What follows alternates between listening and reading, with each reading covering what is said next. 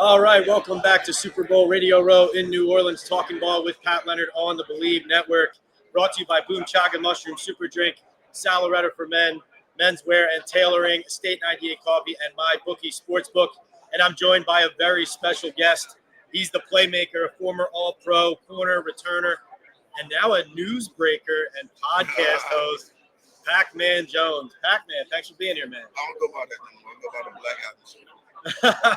So what is this about you breaking news now? Are you entering the space now? I'm entering a lot of spaces. I'm having a good time doing the media. My show is the Pacman Jones show. I got a lot of good friends that are in high positions. I can get certain details that certain people can't get. So it's just me trying to make the show better and basically use some of the resources that I've built over the 15 years. Yeah, so it's called the Pacman Jones Show. The best show. So it comes naturally to you? It comes naturally to you, the talking, the relationship building. Is that why you entered this space in the first place? Oh, yeah. How you doing, man? Oh, this is Bodyguard. Hey, Pat Leonard. Nice to meet you, man. How you doing? You can pull up a chair if you want. So, yeah, it comes naturally to you, talking a little bit? Yeah. You did a little talking on the field now and I then? did a lot of talking on the field, but being with I'm actually having a chance to really sit down and dilate everything that Pat do with his show, being a part of the Pat McAfee show, learning different things. And I got a good team. You can't do nothing without a team. Like I said, my co-host Devin here. We do a lot of those things. We prepared. And it's not hard to talk shit if you're prepared. I think he does a good job of preparing. Who were the best shit talkers during your NFL career on the opposite side? Or were you? Steve Smith. All right. Steve Smith was a good shit talker. Okay. Probably me. I was a jerk. I was pretty. Did it activate you, like as an athlete? Like the more you talked, the more you gave it? I wouldn't say that, but I can tell when I get in somebody's head, and it might deactivate them. But it was just a part of my game, just to chirp at people. I would go through the book and see who the girlfriend was, what city they came from, what high school they went to. Yeah. Just weird little things that, damn, man, how the hell you know my sister's name? So one guest, you've had a lot of A-list guests on your pod already. One that buzzed in the New York area is Deion Sanders, because the Giants may be drafting his son, Shador. And we all know that Deion loves Colorado, and he said that on your show. But he did say the one thing he would do if he went to the NFL would be to go coach his son.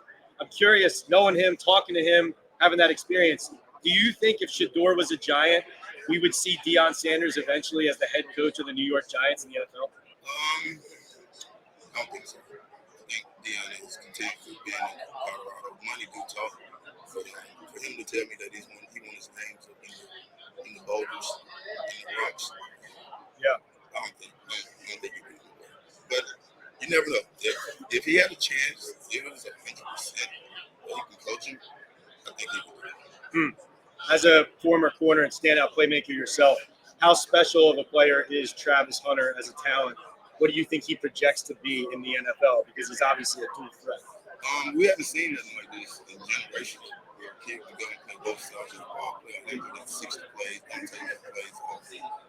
In the league, that's going to be hard to do. The game is a lot more physical, a lot more faster. The punishment on the body is a lot more.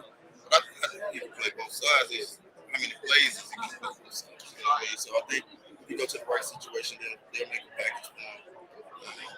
And I think he'll be all right. But it's different, man. That league is 10 times faster than college. You're getting hit.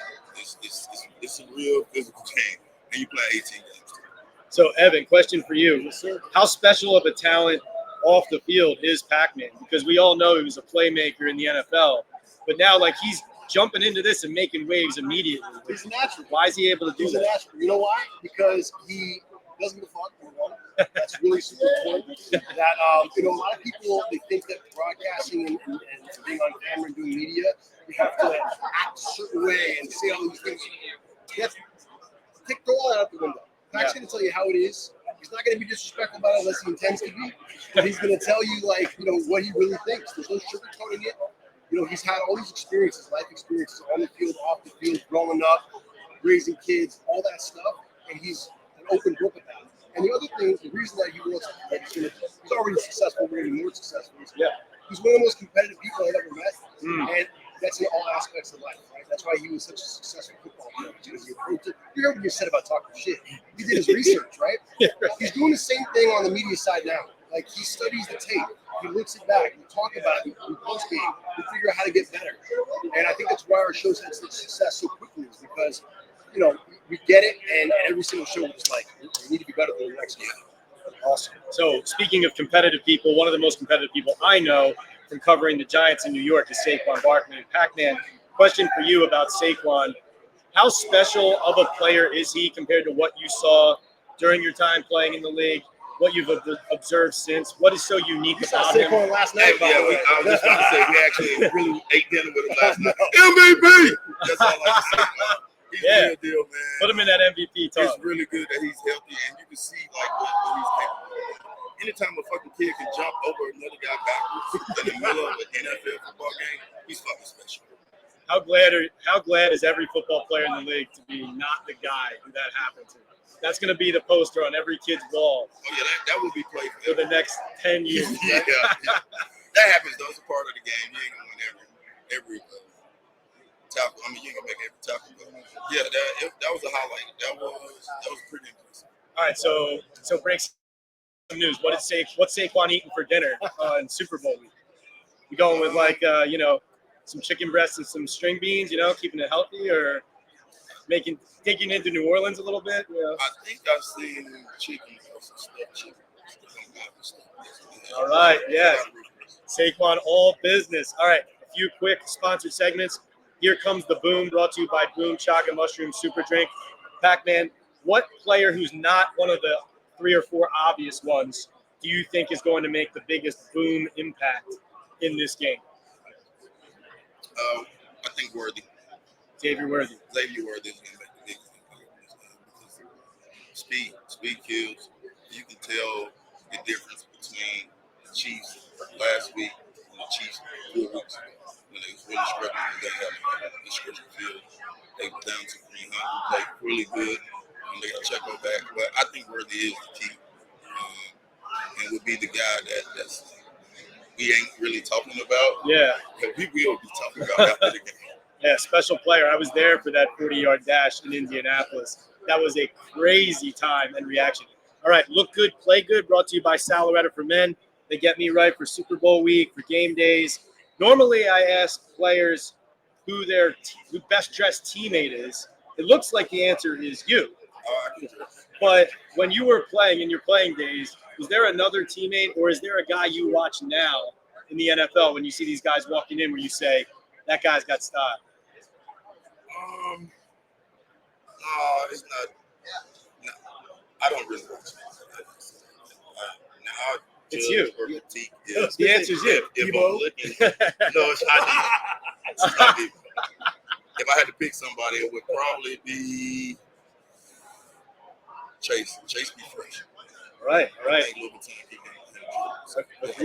All right, and finally, Pat's picks with my bookie.